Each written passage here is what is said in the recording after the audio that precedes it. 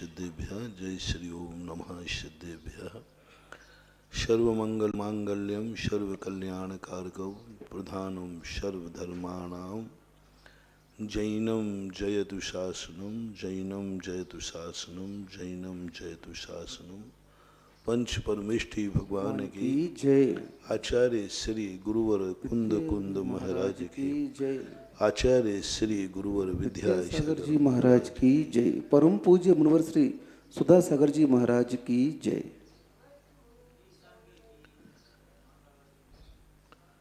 जब भी व्यक्ति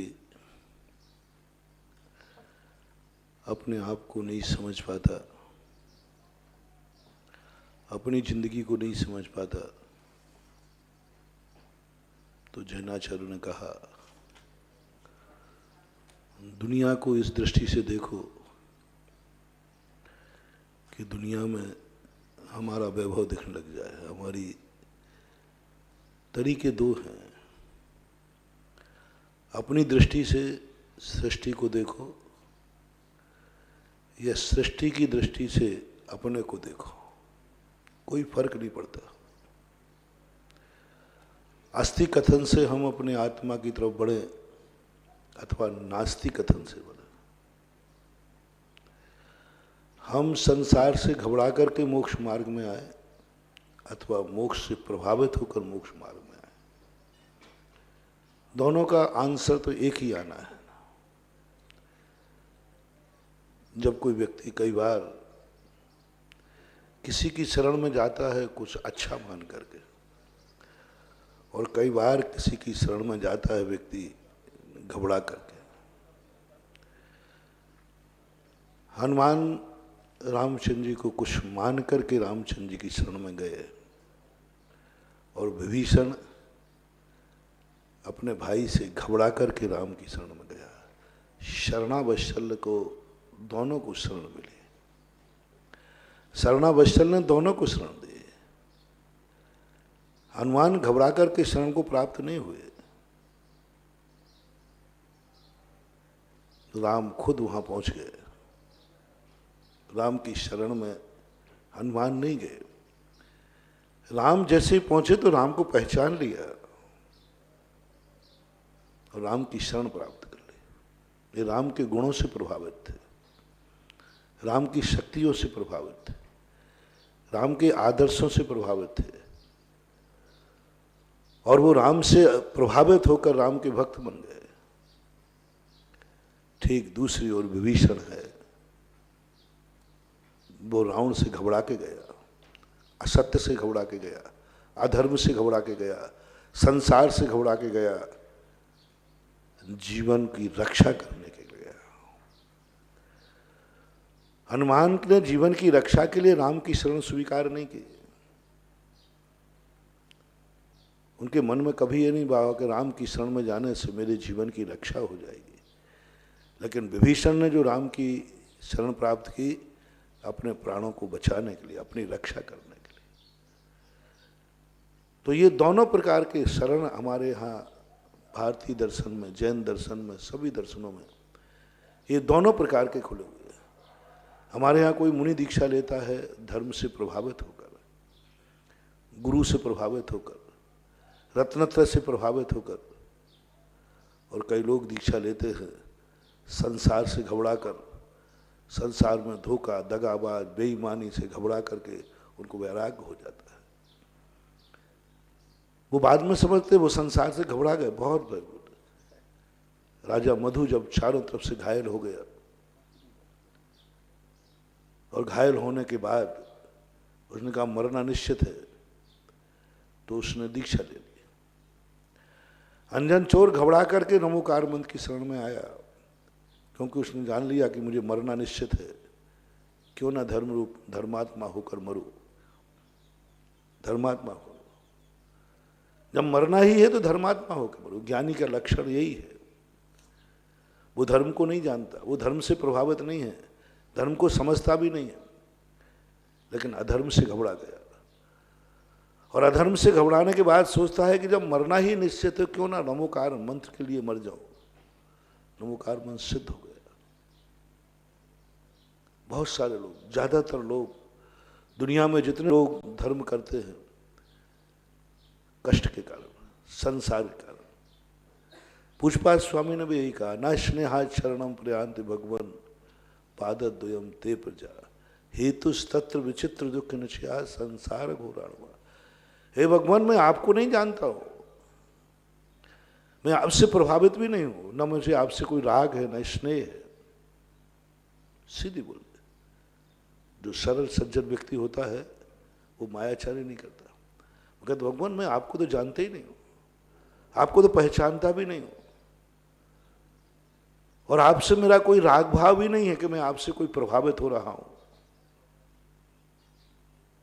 मात्र एक ही कारण है कि संसार में हर स्थान पर गया मैं ठुकराया गया, धोखा खाया, दुख पाया, सुख की हवस में गया, दुख मिला। इसलिए आप अकेले दिखे और देखा कि आज तक मैं इनकी शरण में नहीं गया, इसलिए संसार के दुखों से घबरा करके मैं आपकी शरण में आया हूं। अब देखना, ज्यादातर लोग दुनिया में जब उनको कहीं स्थान नहीं मिलता, भव वन में जी भर घूम चुका, कण कण को जी भर भर देखा, मृग तृष्णा के पीछे मुझको न मिली शुक्र। धर्म में प्राय प्राय लोग 923 पुत्र जैसे बहुत कम होते, प्राय प्राय लोग ठोकरें खाकर दुनिया में भटक करके अनंतों अनंतों बार नरक निगोद की यात्राएं करके जब वो खूब अच्छी तरह देख लेते हैं कि कहीं संसार में सुख नहीं है, तो फिर कहते हैं चलो अब धर्म के शरण में चलते हैं। धर्म के ऐसे ही नहीं आ गए तुम लोग धर्म को। 99% लोग सब दुखी होकर के आते हैं, क्योंकि उनने देख लिया कहीं शरण है ही नहीं, तो अब आना पड़ेगा भगवान के पास, मन मार के आना पड़ेगा, दूसरा उपाय नहीं। यदि अपन लोगों को इससे अच्छा कोई स्थान मिल जाता ना, तो क्या करते। हम तो नहीं आते, आपकी भाई आप जानो, मैं तो गड़बड़ मामला। देखो मैं तो जो कह रहा हूं सही कह रहा हूं। यदि इस मार्ग से कोई अच्छा मार्ग मिल जाता तो छोड़ देते। काय को आता है, काय को जाते, जितनी चीजें सब। लेकिन क्योंकि मुझे मालूम है मन्ने वरम हरिहरादय ये दृष्टा दृष्टि येसु हृदयम तो तुस्म किम वीक्षतेन भवता भूमि है नान्या कश्चन मनोहरति नाथ भवांतरे। अब मैं कहाँ जाऊंगा, मैं सब देख आया, सारी दुनिया देख ली।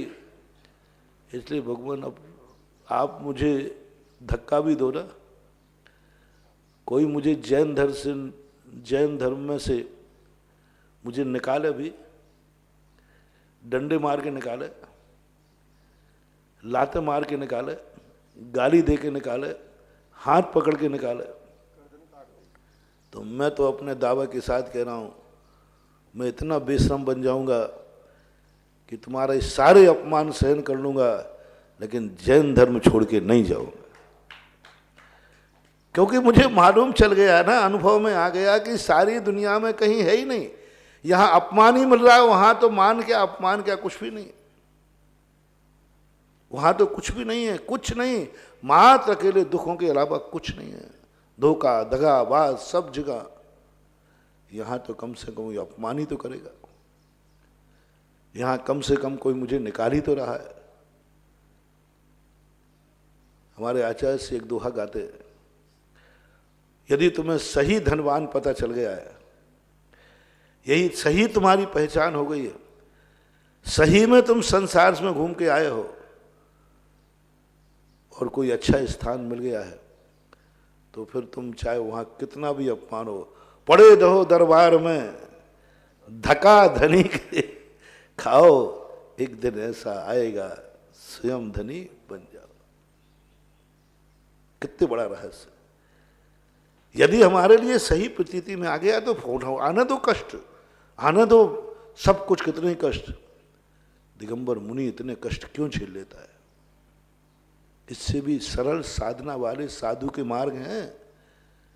यदि साधु बन के पूजना है तो कौन साधु नहीं पूज रहा है? साधु बन के ही पूजना ही है। साधु बन करके यदि सम्मान ही पाना है और नाम ही साधु करना है तो बंधुओं बहुत साधु है, बहुत सरल मार्ग है। इतना कठिन करने के लिए खूब खाने मिलेगा, गाड़ियों में घूमने मिलेगा, खूब ऐसो आराम मिलेगा, सब खाओ पियो मस्त रहो, कुछ इतना मिलेगा और साधु भी कहलाओगे। पर कुछ नहीं, एक बढ़िया तिलक लगा लेना और थोड़ा भेष तो बनना पड़ेगा। और खूब इतने बढ़िया साधु मिलेंगे, कोई तकलीफ नाम की चीज नहीं, और साधु बन जाओगे। साधु ही बनना है तो इतने कष्ट का साधु क्यों बनते हो? क्यों ये दिगंबर साधु बनने के लिए इतने कष्ट उठाते हैं?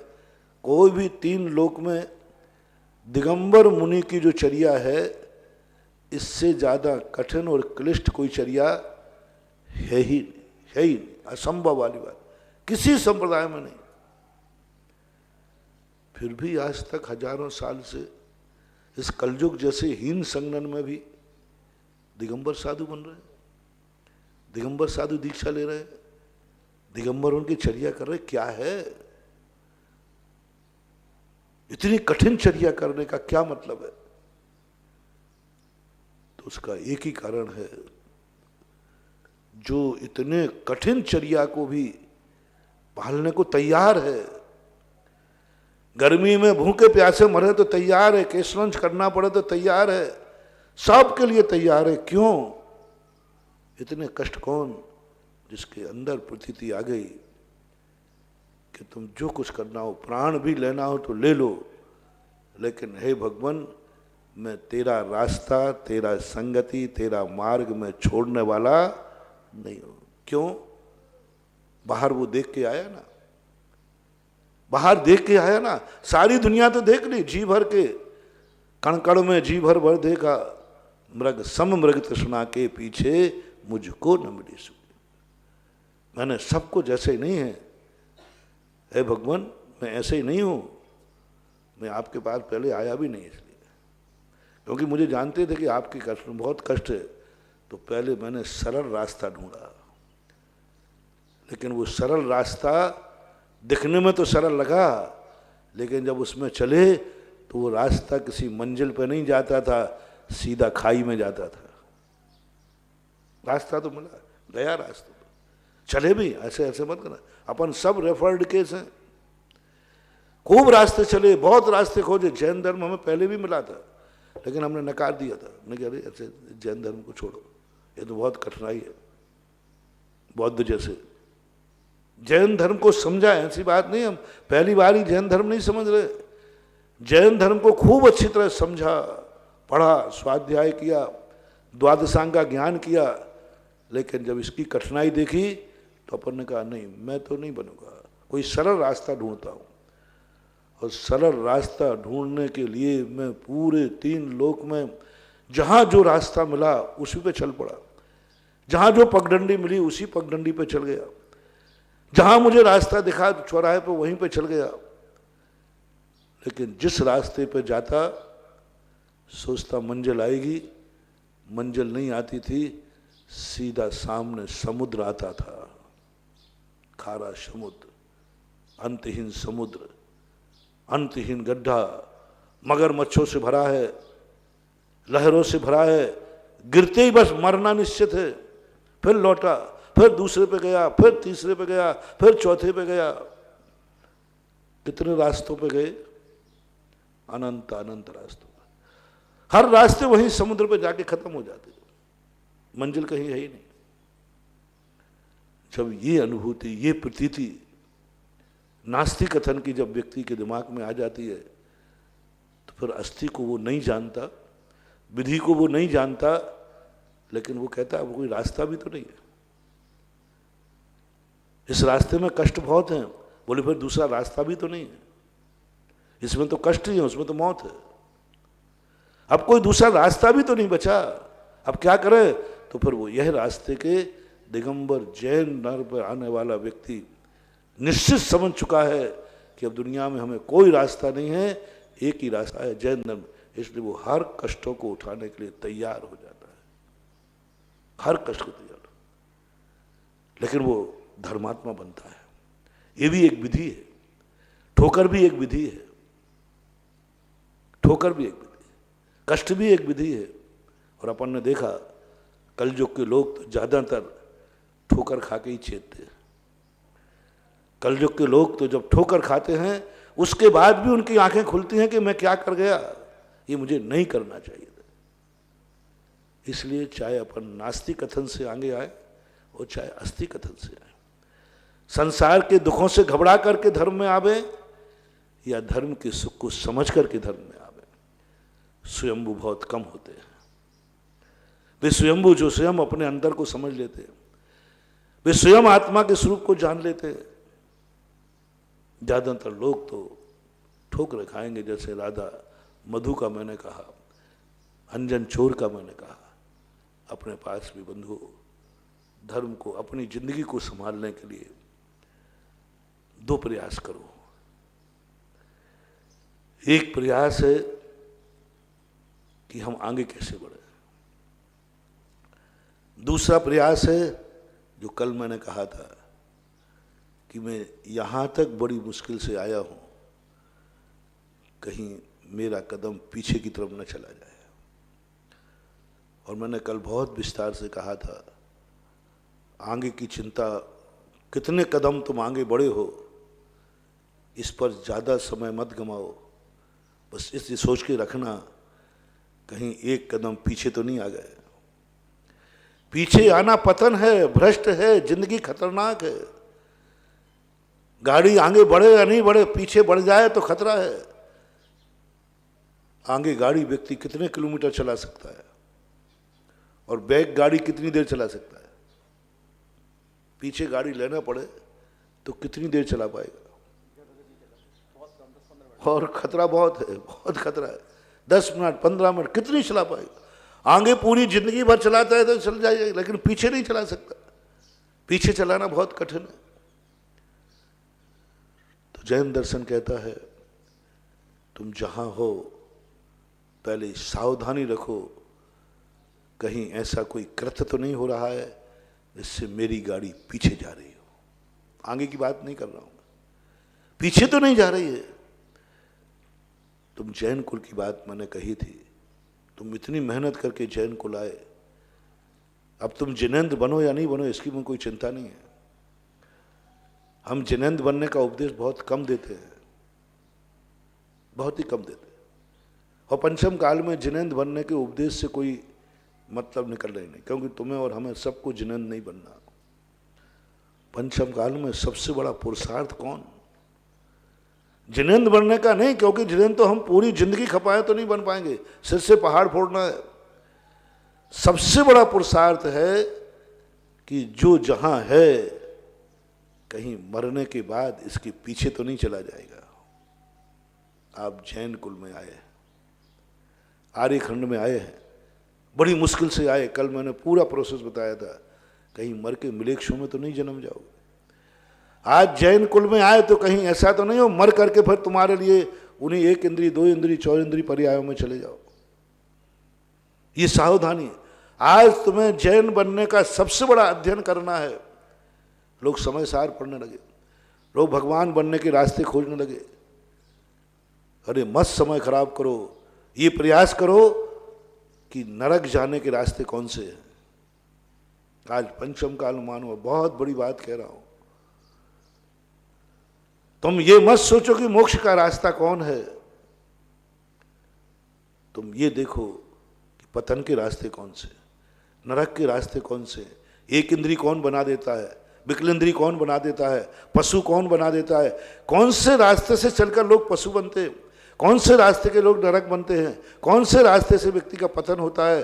पतन के रास्तों का ज्ञान कर लिया आज अपन ने, और यदि अपन पतन के रास्ते से बच गए और एक कदम भी आगे नहीं बढ़े, इस भव में भी जैन हैं और अगले भव में जैन के यहां जन्म हो गया तो तुमने पंचम काल को जीत लिया। बहुत बड़ी बात है, क्योंकि पंचम काल एक ऐसा खतरनाक मार्ग है जो जन्म जन्मांतरों से जो व्यक्ति आता है प्राय वो पीछे ही जाता है, उसकी गाड़ी रिवर्स ही होती है। जो जहाँ आगे बढ़ जाता है उसके आगे की बढ़ने की उम्मीद कम हो जाती है, पीछे की गिरने की उम्मीद ज़्यादा हो जाती है। हर व्यक्ति देख लेना, निम्न जाति में रहने वाले लोग उच्च जाति के आचरण ज़्यादा पाल रहे हैं कि उच्च जाति में रहने वाले लोग नीच जाति का आचरण ज़्यादा पाल रहे हैं। कितने नीच जाति के लोग हैं जो छाना पानी पीते हैं और कितने उच्च जाति के लोग हैं जो शराब की बोतल पीते हैं। परसेंटेज लगाओ, नीचे वाला ऊपर के काम कितने कर रहा है और ऊपर वाला नीचे के काम कितना कर रहा है।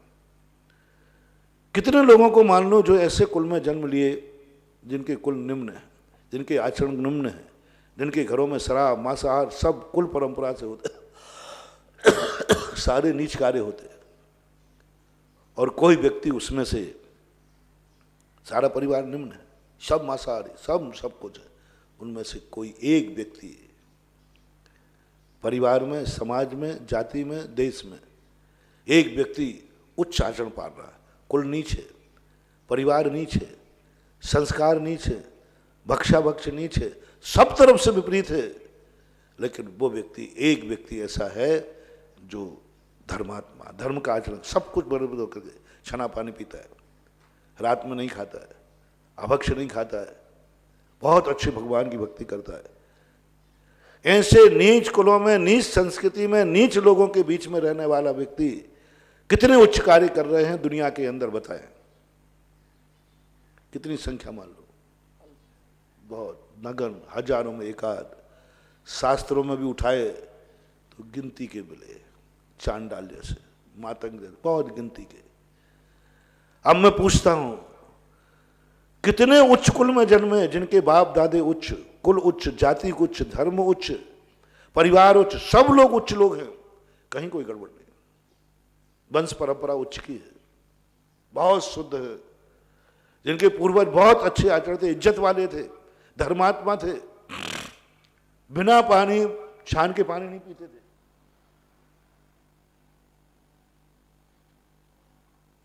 जिनके पूर्वज, जिनके कुल के जाति के लोग, जिनके दादा, जिनके पिता, जिनके परदादा बिना मंदिर के पानी नहीं पीते थे, रात में कभी उन्होंने पानी भी नहीं पिया, आलू प्याज का तो नाम ही नहीं सुना, कभी अभक्ष खाया नहीं, सदा धर्म में रहे। ऐसे अच्छे कुल में जन्म वाले लोगों के कितने % लोग नीच कार्य कर रहे हैं। जिनके बाप दादों शराब नहीं थी, शराब पी रहे, बाप दादे गुटखा नहीं खाते, वो गुटखा खा रहे, बाप दादे रात में नहीं खाते, वो रात में खा रहे। उच्च कुल में जन्म लेने वालों के नीच आचरण करने वालों की संख्या कितना % मान लो? 90 नहीं तो 70% माने। कितने लोग हैं आज बताइए, यानी 70% लोग ऊपर से नीचे की ओर गिर रहे हैं और 1% भी नहीं है जो नीचे से ऊपर की तरफ जा रहे हैं। नीच कुल वाला उच्च कुल के आचरण नहीं पाल रहा है, उच्च कुल वाला नीच कुल के आचरण पाल रहा है। उच्च कुल वाला, बड़े बड़े उच्च कुलों में जन्म लेने वाले, तो आज किनको उपदेश दूं? उन धीवरों को, उन मातंगों को, उन चांडालों को जो नीच कुल में जन्म लेकर के, उनको कहूं कि तुम उच्च कुल में जन्म, उच्च कुल का आचरण पालन करो, या फिर उच्च कुल में जन्म लेने वाले जो नीच का आचरण कर रहे हैं, नीचे की तरफ जा रहे हैं, उनको संभालूं? दोनों में से मुझे एक निर्णय चाहिए। एक संसार में पहले से कर्मों से डूबे हैं, कर्मों के मारे हैं, कर्मों की मार के कारण संसार में डूब रहे हैं, उनको समुद्र में से निकालूं? और ये जो अभी किनारे पे हैं, समुद्र में गिरने ही वाले हैं, उनको संभालूं? दोनों में से एक को संभाल सकता हूं। एक अभी किनारे पे है लेकिन बस गिरने ही वाला है, गिरने ही वाला है बिल्कुल, और एक समुद्र में पहले से कर्मों से पहले से आगे गिरा है, उसको तो सब कुछ प्रतिकूल मिला, वो तो पाप करके आया, पापी बन के आया, तब उसको ऐसे संस्कार मिले कि सब लोग पापी हैं। वो तो समुद्र में डूबे ही है, पूर्व भाव से डूब गया। और एक तो इतना पुण्य आत्मा था कि बहुत अच्छे था, लेकिन वो किनारे पर है, अब समझदारी क्या है, जो अभी गिरने वाला है उसे संभालूं या जो गिर चुका है उसे निकालूं? बताओ भाई, सब लोग बताओ। गिरने वाले को? तो बस आप लोग वही हो, मैं इसलिए आप लोगों को संभालता हूं, क्योंकि आप लोग अपन लोग सब, मैं भी उसमें हूं। उनको क्या संभालना है? उनको आज कल जो है सबसे बड़ी बात हो गई कि सब ऊंचाई से गिरने के अभिमुख है, सब स्थिर रहने को तैयार नहीं। बड़ी तरस आता है कि सब कुछ अनुकूल होने के बाद, इसलिए कल भी मैंने प्रवचन में कहा था, परसों भी कहा था कि दो बातों पर आज विचार है। आज हमें भगवान बनाने वाली नीतियों को गौण करना है, कम से कम इंसान से दानव न बन जाए, इस पर विचार करना। तोते के दो आगे तोते, तोते के दो पीछे तोते, बताओ कितने तोते? दो तोते आगे हैं और दो तोते पीछे हैं, तो बताओ तुम्हारे साथ में कितने तोते? बताओ भाई, तू बता। दो तोते आगे हैं, दो तोते पीछे हैं, तो तुम्हारे साथ टोटल कितने तोते हो गए? 5? नहीं, तोते के दो आगे तोते, तोते के दो पीछे, दो ही 3 तोते ही तो हो गए। पीछे वाले तोते को गिनोगे तो आगे कितने हैं? 2, और आगे वाले की अपेक्षा देखोगे तो पीछे कितने हैं? 2। अपने पीछे 3 तोते, अपन सब 3 हैं, हमेशा 3 हैं, शाश्वत 3 हैं। एक भविष्य है और एक अतीत है, और हम बीच में हैं। हमारी आगे ले लो, पीछे ले लो, कहीं ले लो, 3 हैं। और अब अपन बीच का यदि लेते हैं तीनों, अब इन 3 तोतों की जिंदगी है, इन 3 तोते का संसार है। इन 3 तोते को अपन ने समझ लिया तो अपनी जिंदगी बहुत सुरक्षित है। अब 3 तोते में तुम अपने आप को बीच में कर लो। पीछे का तोता हमें पीछे की दुर्घटना से बचाएगा, और आगे का तोता हमें आगे का रास्ता दिखाएगा। हम ऐसे बीच में हैं। अब पीछे का तोता क्या करेगा? जो हमसे पीछे, वो हमें गिरने से बचाता है। पुण्यहीन को यदि हम संभालेंगे, पुण्यहीन से हम यदि प्रेम करेंगे, पुण्यहीन को यदि हम दया करेंगे, तो वो हमें गिरने से बचाता है। और पुण्यवान से यदि हम पीछा करेंगे तो वो हमें आगे बढ़ाता है। जितनी महान आत्माएं हैं, जितनी पूज्य आत्माएं हैं, ये हमें आगे बढ़ाते हैं। ये हमेशा जब जब हम बड़े आदमियों के पास गए, जब जब हम बड़े आदमियों के पीछे गए, जब जब हम मंदिर गए, जब जब हम गुरुओं के पास गए, जब जब हम किसी सज्जन पुरुष के पीछे गए, हमें आगे बढ़ने का रास्ता मिला। लेकिन अब आगे बढ़ने का रास्ते की चर्चा अपन बाद में करेंगे। पहले देखें कहीं पीछे तो नहीं गिर रहे, पीछे से कोई मुझे धक्का तो नहीं मार देगा। पीछे का व्यक्ति जो है उसको संभालो। मुनि महाराज, एक देखो कितनी बड़ा सोच जैनाचार्य ने दिया। मुनिराज से कहा तुम्हारे पास 2 चीजें, एक तो भगवान तुम्हें बनना है तो भगवान की भक्ति करो, लेकिन भगवान की भक्ति करने से तुम आगे बढ़ जाओगे, लेकिन ध्यान रखना नीचे देख के चलना। तुमसे पुण्यहीन तुच्छ जीव चींटी है, उसको संभालो, उससे प्रेम करो, उससे राग करो। क्यों नहीं? यदि तुम उस पर पैर रख दोगे तो धड़ाम से नीचे गिर जाओगे। भगवान की भक्ति करने से भगवान बनेगा और नहीं करने से भगवान नहीं बनेगा। लेकिन चींटी को मार देने से तो वो पतन हो जाएगा, नीचे आ जाएगा, मुनिपद से भ्रष्ट हो गया। भगवान मुनिपद को बढ़ाते हैं और चींटी मुनिपद को घटाती है। तो महावीर स्वामी ने कहा तुम भली आगे बढ़ो या नहीं बढ़ो, लेकिन डिमोशन मत करना। तुम आगे मूल गुण उत्तर गुण पालो या ना पालो, लेकिन मूलच्छेद न हवदी। बहुत बड़ी सोच कही महावीर ने, स्पष्ट कह दिया। उत्तर गुण उन्होंने आवश्यक में एसेंशियल नहीं रखे, तुम्हारी मर्जी पड़े तो करो,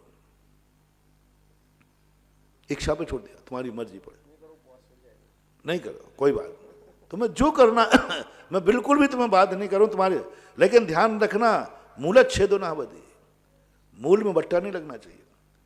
मूल का विच्छेद नहीं होना चाहिए, मूल का वृद्ध। तो सबसे पहले मुनि को कहा तुम्हारे पास जो मूल गुण है इस मूल गुण को संभालो, इससे नीचे नहीं आना, पीछे मत आना, आगे बढ़ो या नहीं बढ़ो। और हमारा पीछे आना किसके अधीन है? एक चींटी के अधीन है, पुण्यहीन के अधीन है, जो हमसे पीछे है, सब में पीछे है। उसको संभालना है, उससे प्रेम करना है, भगवान से प्रेम करना नहीं है। भगवान का प्रेम बाद में है, पहले चींटी से प्रेम करो, चींटी से राग करो, उसके प्रति अनादर मत करो, उसको पैर न लग जाए, वो पैर से न कुचल जाए, नहीं तो तुम नीचे गिर जाओगे। आज का युग, आज का समय, महानुभाव, कल जो मैंने कहा था, हर व्यक्ति को आज अपने लिए नहीं, अपने विकास के लिए नहीं, भगवान बनने के लिए नहीं, आज हर व्यक्ति को अपनी जिंदगी का कुछ ना कुछ रूप, 1 मिनट सही, आधा मिनट सही, कुछ ना कुछ अपने पुण्यहीन को देना है, पुण्यवान को नहीं। आज पुण्यवान को देने का समय नहीं है। हर व्यक्ति मुनि को हार नहीं दे पा रहा है, हर व्यक्ति भगवान को अर्घ नहीं दे पा रहा है, हर व्यक्ति भगवान का अभिषेक नहीं कर पा रहा है। कोई बात नहीं, दूसरा रास्ता खुला है, दूसरा रास्ता खुला है। पुण्यवान को अर्घ नहीं दे पा रहे हो, लेकिन पुण्यवान के लिए एक रोटी दे सकते हो, यह भी मोक्ष मार्ग है, यह भी एक रास्ता है पुण्यहीन को। आज मुनिराज को हार नहीं दे सकते, लेकिन पुण्यहीन की आप सेवा कर सकते। आज तुम भगवान, अब सब व्यक्तियों के, सारे संसार को आज अपने पास जो कुछ भी है अपने से पुण्यहीन को देना है। आज की माला भी पुण्यहीन को, आज का अभिषेक भी पुण्यहीन को, आज का भगवान का नाम भी, जो कुछ तुम कर रहे हो आगे बढ़ने के लिए नहीं, जो पीछे है उसको संभालो, उससे राग करो। बहुत बड़ा मौका मिला है। जो व्यक्ति अपने पीछे वाले को संभालता है, जो व्यक्ति अपने से पीछे वाले से प्रेम करता है, जो व्यक्ति अपने पीछे वालों का ध्यान रखता है, उस व्यक्ति का कभी पतन नहीं होता। कितना भी सामने से झोंका आ जाए, लेकिन पीठ मजबूत है, पीछे के लोग यदि मजबूत हैं तो वो गिरने ही नहीं देंगे, गिरने नहीं देंगे। क्योंकि पीछे तुम्हारी लेन बहुत है, तुमने पीछे लोगों को बहुत लेन लगा रखी है, पीछे लोगों से बहुत प्यार किया है तुमने। पीछे के लोग इतने मजबूत हैं तुम्हारे लिए कि वो तुम्हारे लिए मरने को तैयार हैं, तुम्हारे लिए मरने को तैयार हैं। वो मर जाएंगे लेकिन तुम्हें आंच नहीं आने देंगे। लेकिन तुम पीछे वाले से प्रेम करो, तुम पीछे वाले को संभालो। हम बहुत गलत कर रहे हैं। कई लोग आगे वाले से इतने प्रभावित हो गए कि पीछे वाले की चिंता ही नहीं करते। पता चलता है सामने से झोंका आया, पीछे गिरे, संभालने वाला पीछे नहीं था। दशा वो बन गई। अपन ने सोचा हम इतने बड़े आदमी हैं, सोचा हम इतने बड़े साधु हैं, सोचा हम इतने बड़े सेठ हैं, सोचा हम इतने बड़े जैन हैं, सोचा हम इतने बड़े मनुष्य हैं। लेकिन जैसे पीछे आया तो हम गिरते गए, गिरते गए, गिरते गए। कैसे गिर गए? जैसे वो स्कूल में बच्चे करते ना, जब कोई दोस्त खड़ा होता है आगे, उसकी सीधे से कुर्सी खिसका देते हैं। वो क्या मान के बैठता है? कुर्सी तो लगी अभी तो थी, और वो जब गिरता है धड़ाम से, वही दशा अपनी होगी। अपन सोच रहे हैं कि हमारी कुर्सी है, हम बड़े हैं, हम धर्मात्मा हैं, लेकिन जब थोड़े से बैठने की बात आएगी, थोड़ा सा झोंका आएगा, पता चलेगा धड़ाम से नीचे गिर गए। क्योंकि पीछे तो आपने किसी को बचाया ही नहीं था, किसी आपने रखा ही नहीं था। कभी कभी मौके आते हैं ऐसे। बड़ों की पूजा हर व्यक्ति करता है, बड़ों का ध्यान हर व्यक्ति करता है, लेकिन पुण्यहीन का। एक बार गणेश प्रसाद वर्णी थे, बड़े अच्छे व्यक्ति थे, बहुत अच्छे। बम्बई के एक सेठ थे, उनके भक्त थे। ठंड का समय था, एक बहुत बढ़िया चादर लाए, छुल्लक जी थे, बहुत बढ़िया चादर लाए, और वो बिहार कर रहे थे और चादर ओढ़ी। सेठ जी बड़े खुश थे कि आज महाराज जी ने मेरी चादर ओढ़ ली, महाराज जी को आज ठंड नहीं लगेगी, कुछ नहीं होगा। वो एक शहर से गुजर रहे थे, वहाँ एक भिखारी का छोटा सा बच्चा बहुत ठुठर रहा था ठंड में, फटी चदरिया ओढ़े हुए था। वर्णी जी ने तुरंत 1 सेकंड नहीं लगाया और अपने शरीर का चद्दर उतार करके उसको दे दिया। सेठ जी कहते अरे ये क्या किया तुमने, ये क्या किया तुमने महाराज जी, ये मैं आपको स्पेशल लाया था, आप इन भिखारी के लिए थोड़ी लाया था, आप कहते मेरे से मैं इनको दूसरी ला के देता। तो वर्णी जी कहते सेठ जी दूसरी तो ला देते लेकिन ऐसी नहीं लाते जैसी तुम हमें लाए, ऐसी नहीं लाते जैसी मुझे लाए हो, उसको घटिया लाते। बड़े आदमी को तो दुनिया देती है। भगवान कभी भूखा नहीं रहता भारत देश में। भगवान को तो कोई अर्घ चढ़ाने वाला आ जाता है, कोई ना कोई दुनिया में अर्घ चढ़ाने आता है। आज तक कोई भारत में साधु भूखा नहीं मरा, आज तक नहीं सुना मैंने कोई साधु भूखा मरा हो। साधु भेसी भी है तो कोई ना कोई उसे रोटी दे ही देता है, कोई ना कोई दे देता है। उसको तो सब देते, साधु को सब देते, भगवान को सब देते, राजा को सब देते। बड़ा आदमी कभी भूखा नहीं मरेगा। लेकिन आज चीजों में बहुत कम आते हैं जो पुण्यहीन को वह भोजन दे दें जो तुम महाराज को देते हो, पुण्यहीन को वो अर्घ्य दे दें जो भगवान को देते हो, पुण्यहीन को वो भेंट दे दें जो किसी बड़े आदमी को देते हो। ये बहुत दुर्लभ है, बहुत कठिन है। और यही सबसे बड़ी आवश्यक वस्तु है। आज हर व्यक्ति का दिमाग ये चलना चाहिए। इसलिए कल पूज्य गुरुदेव का भी समाचार आ गया। अभी तो मैं ही बोल रहा था बार बार, ब्रह्मचारी के द्वारा, कोई संघस्थ ब्रह्मचारी हैं सुनील वगैरह, उन्होंने कहा आचार्य श्री ने जैन समाज के लिए निर्देश दिया है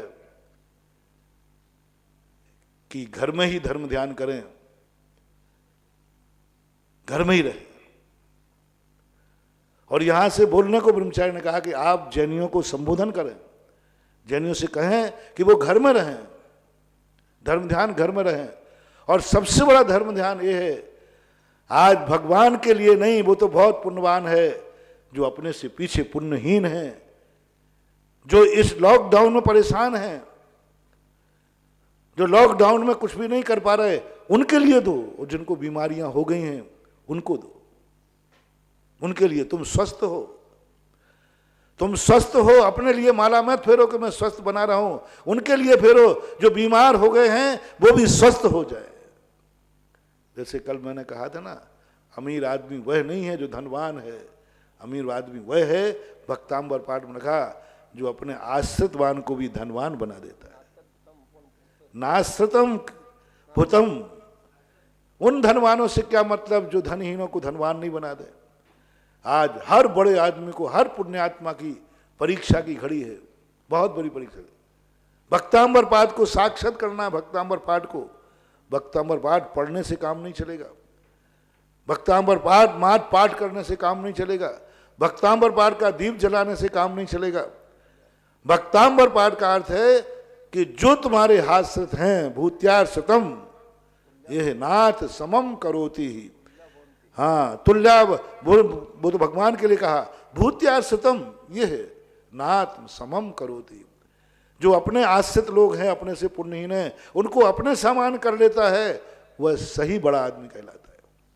और आज पुण्यहीन के लिए कितनी बड़ी बात, आज गुरु जो धर्म की प्रेरणा देने वाले, गुरु जो मंदिर बुलाने वाले, गुरु लोग जो हमेशा आपको कहते हैं मंदिर आओ, बिना मंदिर के मत खाओ, बिना मंदिर के मत खाओ, बिना मंदिर के मत रहो, मंदिर नहीं मिले तो उपवास कर लो, मंदिर नहीं मिले तो भूखे रह जाओ, ये उपदेश देने वाले गुरु कह रहे हैं ऐसे मौके पर मंदिर मत आओ। महाराज आपने, कई लोगों ने तो पहले प्रश्न किए, महाराज आपने नियम दिया था चाहे कुछ भी हो जाए मंदिर मत जाना, अब आप ही रोक रहे हो। हाँ, जो समय तुम मंदिर में देते हो, जो समय तुम पुण्यवानों को देते हो, वो समय पुण्यहीन को देने का आ गया। पूजा करो लेकिन पुण्यहीन के लिए करो, माला फेरो पुण्यहीन के लिए फेरो। घरों में बैठ करके जो जो माला फेर रहा है, सबको एक एक माला फेरना है उन पुण्यहीनों को जो इसकी चपेट में आ गए हैं, जो चपेट में आने वाले हैं, जो चपेट में आ रहे हैं, उनके लिए कुछ देना, क्योंकि उनका इतना पुण्यहीन है कि उनको कोरोना ने चपेट में ले लिया। तुम अभी पुण्यात्मा हो, तुम्हारे पास कोरोना नहीं पहुंच पा रहा, क्योंकि तुम बड़े पुण्यात्मा हो, तुमने गुरु की बात मान ली। तुम बड़े पुण्यात्मा हो, गुरु का आदेश मान लिया। तुम बड़े धर्मात्मा हो, तुमने प्रधानमंत्री की बात मान ली। तुम बहुत पुण्यात्मा हो, क्योंकि कई बार ऐसा होता है, कोई पुण्यहीन ऐसे हैं जिनको बताने वाला नहीं है, और कुछ पुण्यहीन ऐसे हैं कि बताओ तो उनका मन मानने वाला नहीं है। लेकिन तुम आज तक स्वस्थ हो, इसका अर्थ है तुम बहुत पुण्यात्मा हो। तुमने गुरु की बात को मान लिया, धर्म की बात को मान लिया, और आज पुण्यात्मा है। अब तुम्हारे लिए करना है उन पुण्यहीनों के लिए जिनको गुरु की बात मानने का भाव नहीं आया, जो कहीं चूक कर गए, कहीं भूल गए। वे व्यक्ति आज उन व्यक्तियों के लिए अपन भावना भाएं, ऐसी भावना भाएं कि हे भगवान, मेरी भक्ति उन जीवों के लिए, मेरी माला उन जीवों के लिए, मेरा सोच उन के लिए, मेरा भक्तांबर पाठ, एक भक्तांबर पाठ 24 घंटे में सारे जगत के लिए करो, भगवान के लिए नहीं, आदिनाथ के लिए नहीं। आदिनाथ की पूजा करो उन पुण्यहीनों के लिए। दहला रहा है, दिल दहलाने वाली बात है। एक एक घर में 8-8 मौतें हो जाना 8 दिन के अंदर, दहल गया मैं। बड़नगर की घटना, जैनी के यहां, दिगंबर जैनी के 8 मौतें एक साथ।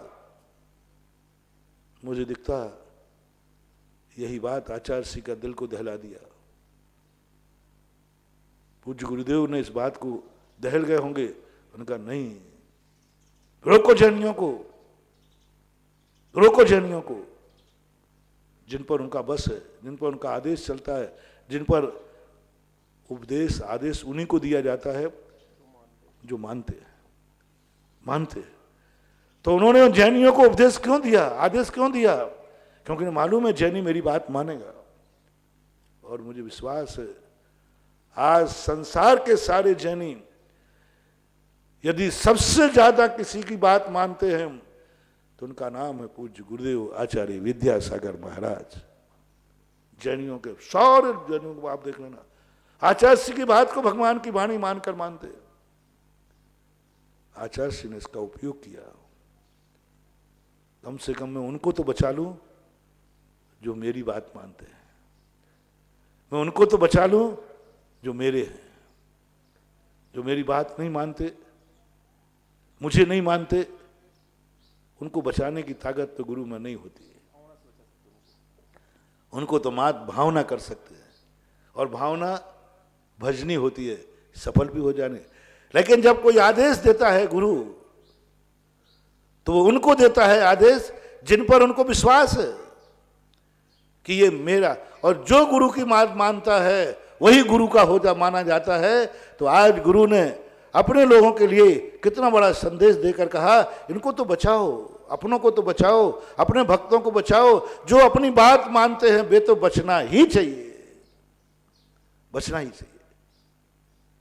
ये मात तुम्हें धर्म से वंचित करने के लिए आदेश नहीं है, कल के दिन तुम धर्म के लायक बने रहो, इसका उपदेश है। ये तुम्हारे लिए मंदिर के लिए नहीं रोका जा रहा है, कल के दिन तुम्हारे वंश में कोई बचा रहे कि कल कोई अभिषेक करने वाला भी उस मंदिर में रहेगा कि नहीं रहेगा। ये बचाव का पक्ष है, रोक का पक्ष नहीं, बचाव पक्ष है। कल के दिन तुम धर्म के लायक बच पाओगे कि नहीं, कल के दिन तुम अभिषेक के लायक बच पाओगे कि नहीं। अभी तो लॉकडाउन सीमित ही है, सीमित ही है। लॉकडाउन का एक दिन अंत आएगा, अभी घबराने की कोई जरूरत नहीं है, अभी विनाश का समय नहीं है। ऐसी बीमारी तो इससे भी बड़ी बड़ी भयंकर बीमारी पहले भी आ चुकी। 5-5 करोड़ जीव मरे हैं बीमारियों में 1920 में, पहले भी पड़े।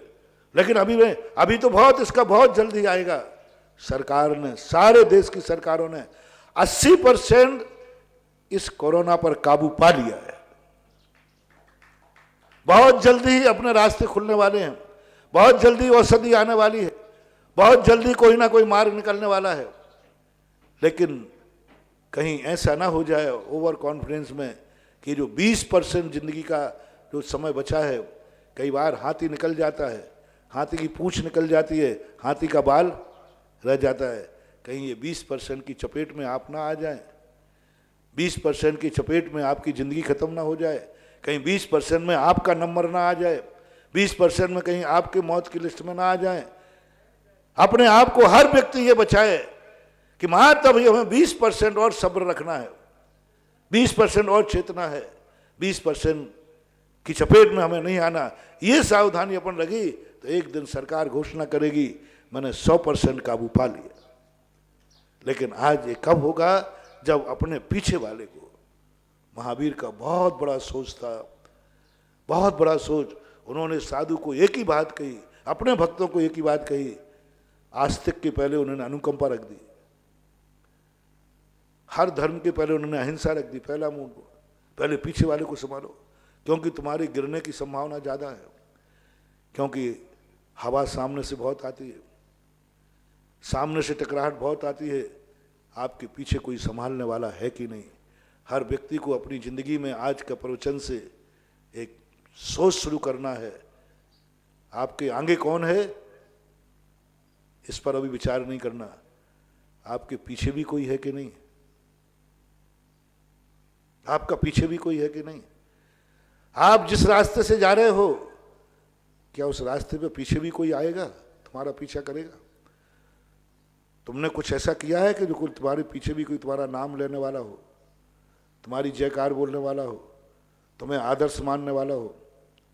गृहस्थ को भी सोचना है, मुनिराज को भी सोचना है, एक गृहस्थ को भी सोचना है, क्या तुम्हारे मरने के बाद कोई आंसू बहाने वाला है? तुम्हारे मरने के बाद कोई तुम्हारा नाम लेने वाला है? तुम्हारे मरने के बाद कोई तुम्हें श्रद्धांजलि देने वाला है, विनयांजलि देने वाला है? क्या आपने कुछ ऐसा किया है जो आपके पीछे कोई आपको संभाल ले? आप तो मर जाएंगे, लेकिन आपके नाम का झंडा लेकर कोई पीछे चलेगा। कोई पीछे देखा, आगे की मस्ती में इतने हो गए कि पीछे को तुम लात मारते गए, पछाड़ करते गए, कुचलते गए। बहुत बड़ी गलती कर रहे हैं। हर इंसान को अपने पीछे वाले को संभालना है, जो तुमसे कमजोर है, जो तुमसे पुण्यहीन है, जो तुम्हारे तक नहीं पहुंच पा रहा है। अपनी कमाई का भाग उसको दो, अपनी साधना का भाग उसको दो, अपनी तपस्या का भाग उसको दो, अपने पुण्य का भाग उसको दो, अपनी आंखें कुछ उसको दो, अपने कान कुछ उसको दो, अपना सोच कुछ उसको दो, अपनी माला कुछ उसको दो, अपना माल कुछ उसको दो जो पुण्यहीन है, जो जहां तुम पहुंच चुके हो वहां तक वो नहीं पहुंच पा रहा है, जो तुम समझ चुके हो वो नहीं समझ पा रहा है, वो नहीं समझ पा रहा। जो तुम समझ चुके, तुम थोड़ा सा समय आगे बढ़ने से रोककर उसको समझा दो। वो नहीं समझ पा रहा, उतना पुण्य नहीं कमा पाएगा, थोड़ा अपने में से निकाल कर उसको पुण्य को डाल दो। उसको ये दान की कोटि में नहीं आएगा, ये आगे नहीं बढ़ाएगा। दान तो वह है जो आगे बढ़ाता है, दान तो वो है जो हमें पात्र के समान बना जाता है। दान किसे कहते हैं? जिसको दिया जाता है हम उन जैसे बन जाते हैं, उन जैसे। दान का अर्थ ही है जिसको हम दान देते हैं उस जैसे हम बन जाते हैं, बनना पड़ता है, बनेंगे। इसलिए आचार्यों ने पात्र को दान देने को कहा, क्योंकि हम उस जैसे बनेंगे। ये तो अपात्र है, ये तो कुपात्र है, ये तो पुण्यहीन है, इसको दान की कोटि में नहीं रखा, इसको सहयोग की कोटि में रखा। सहयोग और दान में अंतर होता है। सहयोग जो दिया, क्लिष्टेषु जीवेषु कृपा परत्वम, सहयोग दो उनका, क्योंकि वो तुम्हें गिरने से बचाएंगे। वो आगे तो नहीं बढ़ा पाएंगे, वो तुम्हारा कोई सहयोग तो नहीं कर पाएंगे, गिरने से बचाएंगे। पारसनाथ भगवान ने इतनी बड़ी शक्ति होकर, इतने महान होकर के एक पुण्यहीन पापी नीच जाति में जन्म लेने वाले सांप को, संसार की सबसे निम्न निंदनीय जाति है सांप, जिसको देखकर हर व्यक्ति मारने का वार करता है। संसार का सबसे बड़ा पापी कौन? जिसको देखते ही मारने का भाव आता हो दुनिया का, जिसको देखते ही डर लगता हो दुनिया को, जिसको देखते ही कांप जाए सारी दुनिया, वो सबसे बड़ा पापी है। संसार में सबसे ज्यादा पाप कौन है? कौन किससे डरते हो? सांप से। ऐसे पुण्यहीन, ऐसे पापी को जो कभी भी, उसको बचाने के लिए आचार्य भगवान पारसनाथ ने अपना जो कुछ खेलने का समय था, अपने दोस्तों के साथ घूमने का समय था, वो सारा का सारा समय उसको दे दिया। पारसनाथ को जब कोई काम नहीं आया, भगवान भी काम नहीं आए, साधना काम नहीं आई, तपस्या काम नहीं आई, इंद्र काम नहीं आए, बड़े बड़े कोई काम नहीं आए, कोई नहीं काम आया। उसने आकर के भगवान को बचाया, रक्षा की। महानुभाव, जब जब अपन पुण्यहीन की बात करेंगे, जब तक हम पुण्यहीन को संभालेंगे, वो हमें वैसे तो काम नहीं आएगा। कभी गिरने का मौका आएगा तो ये सारे गरीब, ये सारे दुखी, सारे आफत के मारे लोग हमें ऐसे उठा लेंगे, ऐसे उठा लेंगे, हम गिरेंगे आकाश से और जमीन पर गिर नहीं पाएंगे, चोट नहीं लगेगी। इतनी ऊंचाई से गिरेंगे, लेकिन नीचे हमारे इतने सहयोग देने वाले, हमने पीछे वालों को, पुण्यहीनों को इतना सहयोग दिया, इतना सहयोग दिया कि वो मुझे जमीन पर नहीं गिरने देंगे। साधु को मरने के बाद एक ऐसी साधना, ऐसा कुछ पुण्यहीनों को करके जाना चाहिए कि वो बाद में जाने के बाद भी तुम्हें याद कर सके, तुम्हारा नाम ले सके, तुम्हारी माला फेर सकें, तुम्हारा जाप कर सकें, तुम्हारे लिए ये कह सकें, ओहो मेरी जो कुछ जिंदगी है सब फलाने गुरु की दी हुई है। बेटा कह सके कि मुझे जो कुछ भी आज है सब पिताजी का दिया हुआ है, पिताजी को ऐसा कुछ करके जाना है। पड़ोसी कह सके तुम्हारे मरने के बाद कि मेरा कोई पड़ोसी था, वो तुम्हारे आगे नहीं बढ़ाएगा, लेकिन मरने के बाद वो तुम्हारा नाम ले लेगा। इसलिए अपनी जिंदगी का 3 चीजों में से अपन को, बीच का तो अपन स्वयं हो गए, पीछे चलने वाले व्यक्ति को संभालना है। आज का युग, आज का समय, और अपने आप को भी देखना है। सबसे बड़ी साधना अपने आप की करना है। प्रतिदिन सुबह उठ करके कहीं रात में मेरा एक कदम पीछे तो नहीं चला गया। सोने के पहले सोचना है प्रतिक्रमण और कुछ नहीं बंधुओं, कुछ नहीं। प्रतिक्रमण एक छेदों पर स्थापना है। प्रतिक्रमण करते समय एक ही बात का ध्यान रखा, कहीं आज दिन भर में मेरा कोई कदम पीछे तो नहीं गया, आज मेरी मन कभी पीछे तो नहीं गया, मेरा कोई कार्य पीछे तो नहीं हो गया। उसको सोचना है हमें सोने के पहले, उसको सोचना है उठने के पहले साधु के लिए। इसलिए सुबह उठते ही प्रतिक्रमण करता है। प्रतिक्रमण आगे बढ़ने के लिए नहीं है, कहीं मेरा कदम पीछे तो नहीं गया, उसको संभालने के लिए। शाम को सोने के बाद पहले एक विचार करता है, कहीं मेरा कदम दिन भर में पीछे तो नहीं गया, तो प्रतिक्रमण करता है। मैंने प्रतिक्रमण कुछ भी आगे बढ़ने का, पूरा प्रतिक्रमण को मैंने एक बार अर्थ का चिंतन किया। एक बार भी प्रतिक्रमण में कहीं भी हमें आगे बढ़ने की प्रेरणा नहीं मिलती। उसमें एक ही मिलती है, तुम पीछे तो नहीं गए, पीछे गए हो तो पहले यहाँ आओ, आगे बाद में बढ़ोगे, आगे बाद में बढ़ो, पहले आप मूल स्थान पे आइए। और मूल स्थान यदि अपन ने संभाल लिया, हम यदि पीछे जाने से रुक गए तो हमारा बहुत बड़ा काम हो जाएगा। कल का और आज का जो दोनों का प्रवचन मिलाकर आप समझना कि आज हमारे जीवन में अपने से पुण्यहीन का कितना महत्व है, पुण्यहीन हमारी जिंदगी में कितना काम आएगा, पुण्यहीन हमारे लिए कहाँ कहाँ उपयोगी हो सकता है। पारसनाथ को ध्यान में रखना, नाग नागिन बन करके मत छोड़ना। पारसनाथ ने सोच लिया हमारी जिंदगी में एक दिन ऐसी दुर्घटना हो सकती है जो दुर्घटना हमें ये पुण्यहीन ही बचाएगा। महावीर भगवान ने की।